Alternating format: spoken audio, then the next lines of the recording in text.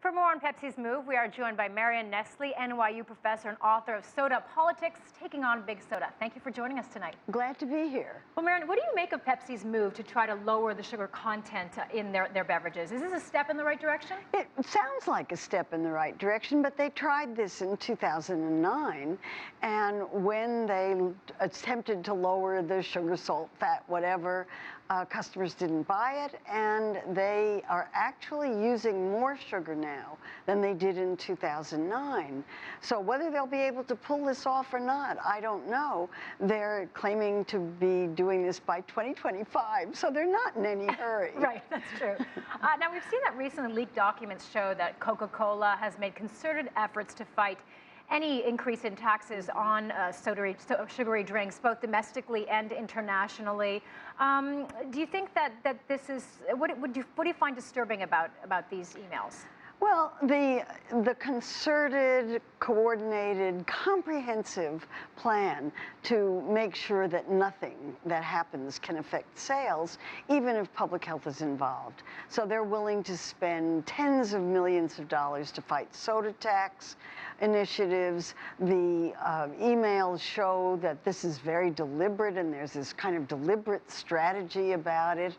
And it's the kind of thing that food advocates have long suspected, but we've never seen evidence like this for it before. But it's certainly no surprise, obviously, that the industry would do everything to fight anything that's negative for their products. So what was surprising about these leaked documents, do you think? Well, I was actually leaked in one of them. And so it was the minutia of it, that any tiny thing that's going on is going to be fought, and fought with the full ability of the company to fight it. In my case, there was somebody taking notes at a lecture I gave in Australia, and with recommendations that they track my movements and track what I'm doing and track the research of the person I was working with in Australia. I thought, oh, come on. That's a little much, yeah. And what do you think of the scientific studies, the fact that Coca-Cola and Pepsi, has been found that they are funding, in essence, these scientific studies that often end up finding that there's not much of a link between obesity and type 2 diabetes and sugary drinks. I mean, are these studies, is there any merit at all in these studies, or should we completely ignore them because they've been backed by the industry? Well, it's hard to know. I mean, what you want is, you want to see, no one study ever gives you an answer, so you want to see a collection of studies that point in the same direction. And in the case of the soda studies, the ones that are funded by industry always exonerate sodas from any effect on health. The ones that are independently funded tend to find problems. So it seems like an inherent bias. I mean, it certainly looks that way. And yet we're also seeing that a lot of organizations, including the Centers for Disease Control and Prevention and the American Diabetes Association, are receiving funding from the industry, the beverage industry. So is that worrisome? I mean, can we not take their advice seriously given that relationship? Well, they tend not to say anything about drinking less soda.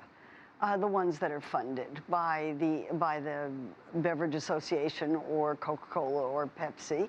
And so what you want to see is these organizations taking a look at whether this is a really good idea for what they're, I mean, certainly the Diabetes Association has no business taking money from any company that makes a sugary product. It makes no sense at all. I mean, this sort of sounds like what we saw with the tobacco industry back in the day. Doesn't it? And now most companies and organizations will not accept funding from tobacco manufacturers. Do you think the same thing is going to happen with the soda industry? Well, I certainly hope so.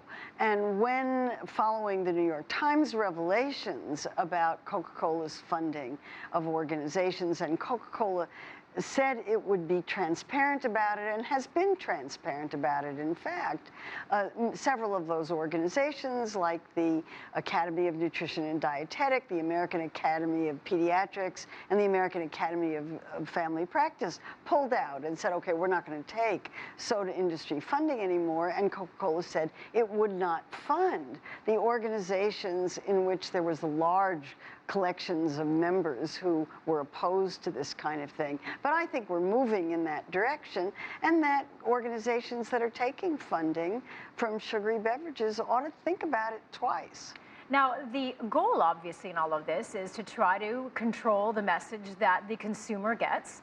And so is it working, though? Are we seeing that American consumers are believing these reports that are coming out that are showing no direct link between obesity and sugary drinks? Well, I think what we're seeing is a substantial fall in consumption of sugary beverages among Americans. So they're not buying it? They're not buying it, and I think that's what health advocacy has done, that health advocates have done a terrific job of informing the American public that you shouldn't drink your candy, which is essentially what sodas are. They're liquid candy.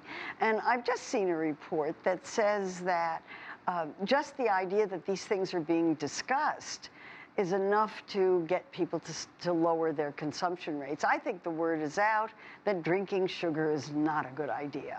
Good stuff. Thank you so much. My pleasure. That was Marion Nestle, NYU professor and author of Soda Politics, Taking on Big Soda.